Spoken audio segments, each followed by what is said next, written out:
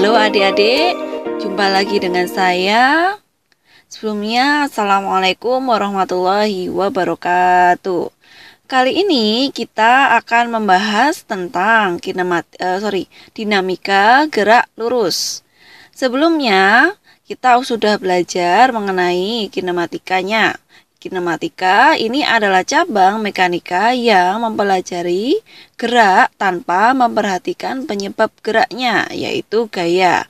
Jadi kemarin adik-adik hanya belajar fokus pada geraknya saja. Adik-adik sudah belajar tentang gerak lurus, gerak parabola, dan juga gerak vertikal. Nah, kali ini kita akan bahas mengenai dinamikanya, yaitu cabang mekanika yang mempelajari tentang penyebab gerak, yaitu gaya. Di sini ada 3 hukum yang bekerja. Yang pertama, hukum Newton 1.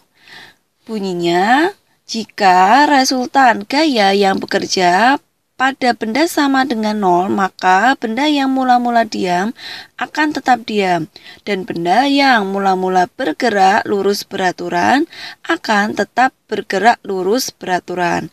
Jadi nanti kita gunakan resultan gaya atau sigma F sama dengan 0 pada persoalan GLB atau gerak benda dengan kecepatan tetap. Kita juga bisa gunakan sigma F sama dengan 0 untuk benda yang diam atau kecepatannya sama dengan 0. Kemudian bunyi hukum Newton yang kedua, yaitu percepatan A yang ditimbulkan oleh gaya yang bekerja pada benda berbanding lurus dengan gaya dan berbanding terbalik dengan massa benda. Jadi nanti kita bisa juga tuliskan ya, si A sama dengan F per M ini dengan persamaan sigma F sama dengan MA. Kita gunakan sigma F sama dengan MA ini untuk gerak benda yang mengalami percepatan atau dipercepat, atau bisa juga digunakan untuk gerak benda yang diperlambat. Kemudian bunyi hukum Newton yang ketiga, yaitu besarnya gaya aksi yang diberikan pada suatu benda nanti besarnya akan sama dengan gaya reaksi yang diberikan oleh benda, namun arahnya berlawanan.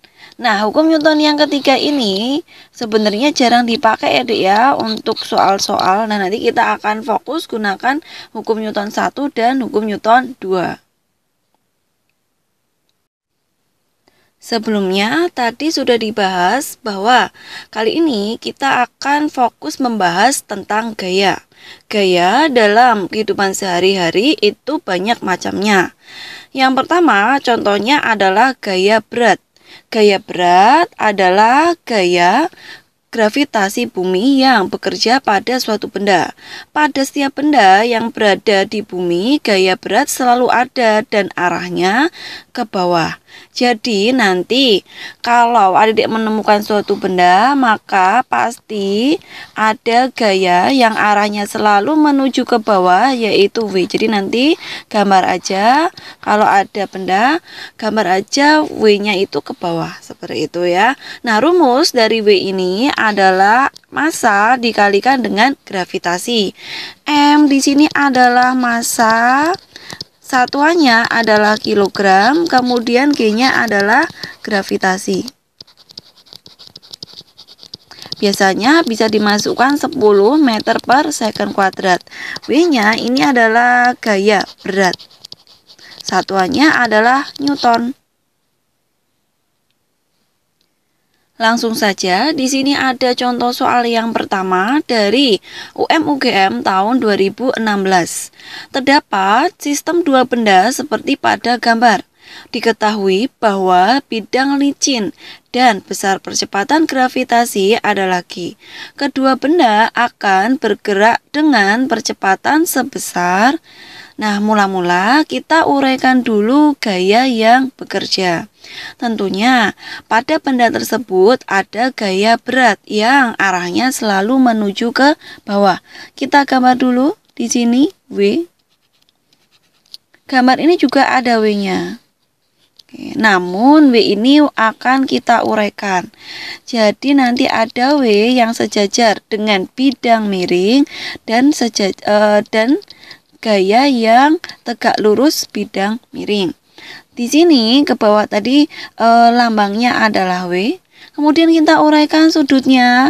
Kalau di sebelah sini 30, maka di sini siku-siku 90 derajat. Tuh ya, berarti nanti di sini 60. Kalau sebelah situ 60, maka di sini sudutnya adalah 30 derajat. Garis ini berada di samping sudut. Maka kalau di samping kita gunakan W cos theta, karena cos itu adalah samping dibagi dengan miring. Kemudian yang sebelah sini kita gunakan W sin theta. Kemudian kita gambar arah percepatan yang dialami oleh benda. Percepatannya adalah ke kanan. Tuh ya, jadi benda yang terletak pada bidang vertikal ini arahnya ke bawah, sedangkan benda yang terletak pada bidang miring arahnya ke atas.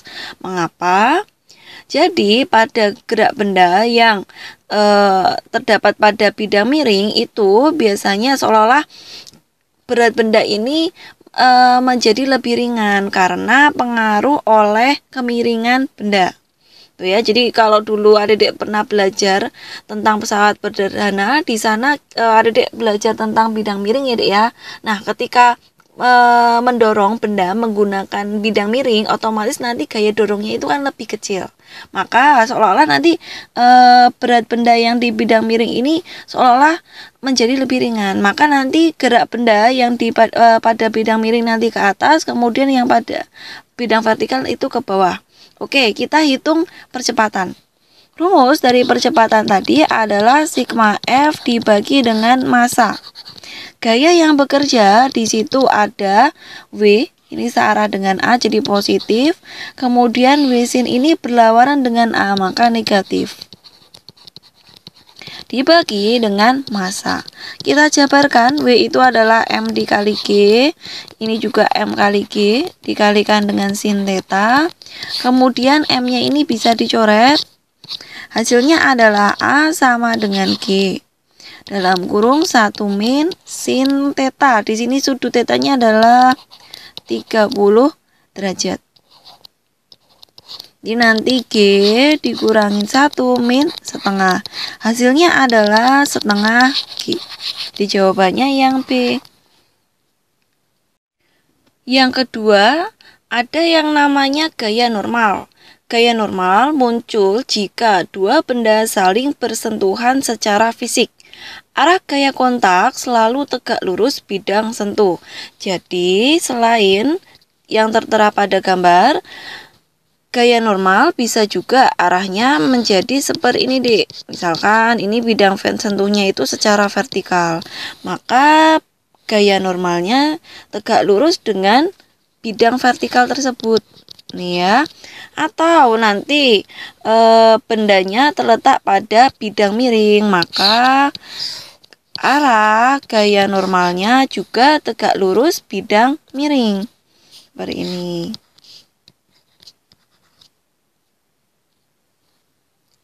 Contoh soalnya, saya ambilkan dari UTBK tahun 2019. Ada suatu balok bermasa 2 kilo yang berada pada suatu bidang datar yang licin mengalami dua gaya konstan seperti ditunjukkan pada gambar dengan F sama dengan 10 Newton. Kecepatan pada saat T sama dengan 0 second adalah 2 meter per second ke arah kiri. Tuh ya, jadi ada kecepatan benda V sama dengan 2 meter per second ke kiri. Besar gaya normal yang bekerja pada balok dalam satuan Newton dan percepatan balok berturut-turut sama dengan. Kita mulai dulu gambar gaya-gaya yang bekerja pada benda. Selain gaya 3F/5 dan 4F/5, ada yang namanya gaya berat arahnya ke bawah. Kemudian ada gaya normal yang arahnya tegak lurus dengan bidang sentuh, jadi nanti arahnya ke atas. Untuk mencari gaya normal, kita gunakan resultan gaya yang bekerja pada sumbu Y. Tuh ya, sumbu Y ini adalah sumbu vertikal.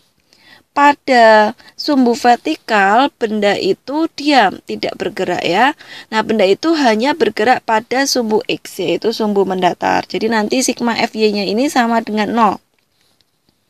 Tuh ya.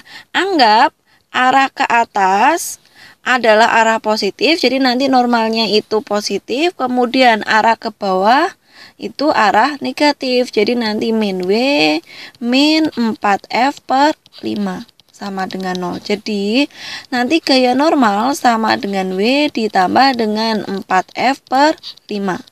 W-nya, W itu tadi massa dikalikan dengan gravitasi. Jadi nanti 2 kalikan 10 ditambah 4. F-nya adalah 10 dibagi dengan 5. Jadi nanti 20 ditambah dengan 8. Hasilnya adalah 28 Newton. Sebenarnya kita sudah bisa langsung jawab yang C ya. Namun jika adik-adik menghendaki pengen nyari percepatan, adik-adik bisa gunakan A sama dengan sigma F X dibagi dengan massa. Nah, kita gunakan gerak di sumbu X ya, karena benda hanya bergerak pada sumbu X. Di sini resultan gaya yang bekerja pada sumbu X cuman ada 3F per 5 dibagi dengan massa. Jadi nanti ada 30 per 5 dibagi massanya 2. Hasilnya adalah 3 meter per second kuadrat.